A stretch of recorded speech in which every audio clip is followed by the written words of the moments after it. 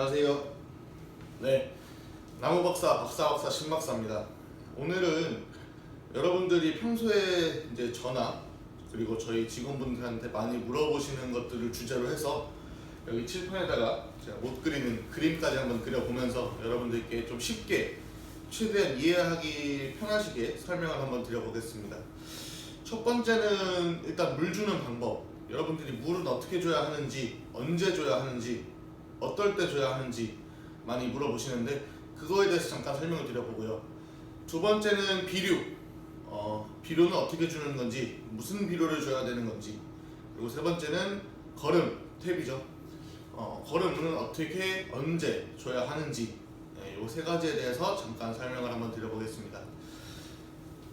첫 번째로 물 주는 방법. 여러분들이 물을 왜 주는지부터 일단 아셔야 될 것 같아요. 물을 주는 이유. 나무를 심어가지고 특히나 이제 뭐 포트묘나 분묘보다 묘목을 심으실 때 물을 더 잘 주셔야 합니다. 그 이유는 잠깐 그림을 좀 그려보면 땅이 이렇게 있죠. 네, 땅이 이렇게 있어가지고 여러분들이 묘목을 심으실 때 땅을 이렇게 팝니다. 땅을 이렇게 파고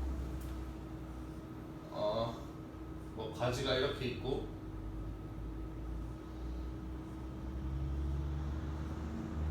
이게 이파리입니다. 잎이 이렇게 달려 있는데 심게 되면은 뿌리가 이렇게 있죠. 이렇게 나무를 심고 흙을 덮게 되면은 여기 뿌리와 그리고 흙을 덮었을 때 사이의 공간, 예를 들어서 뭐 밑에가 이만큼 비어 있다던가 뿌리 때문에 흙이 잘 안 채워지죠. 이렇게 되면 여기에 공기가 차게 됩니다. 공기.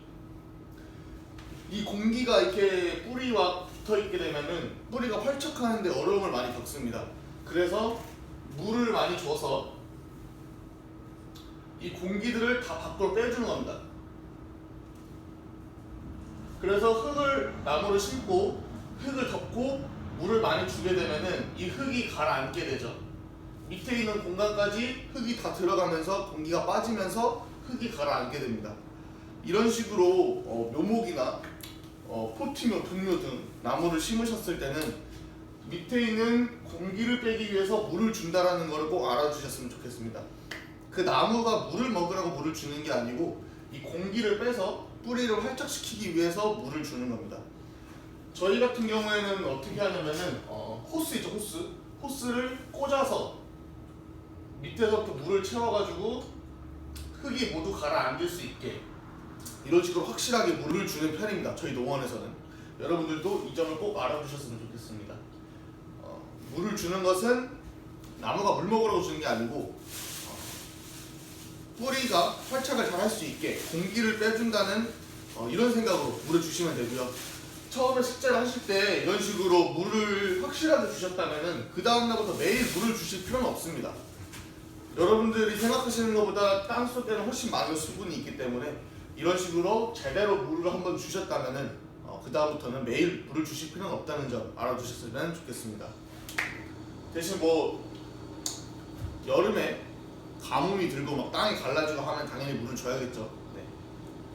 그리고 한 가지 더 말씀드리면은 여러분들 여름에 나무들 덥다고 내가 더우니까 사람들 등록하는 것처럼 나무들 이파리에다 물을 뿌리시는 분들이 계신데 여름 같은 경우에는 이 햇빛이 굉장히 세기 때문에 이파리에다가 물을 뿌려버리게 되면은 잎이 화상을 입힌다. 화상.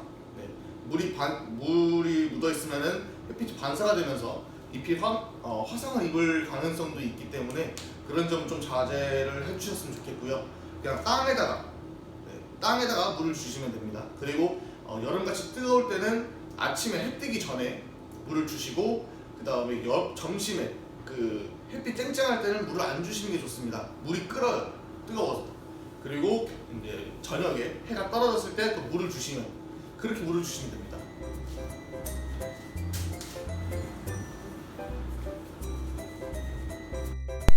대림묘목농원의 영상을 재밌게 보셨다면 구독과 좋아요, 알람 설정 부탁드리겠습니다. 감사합니다.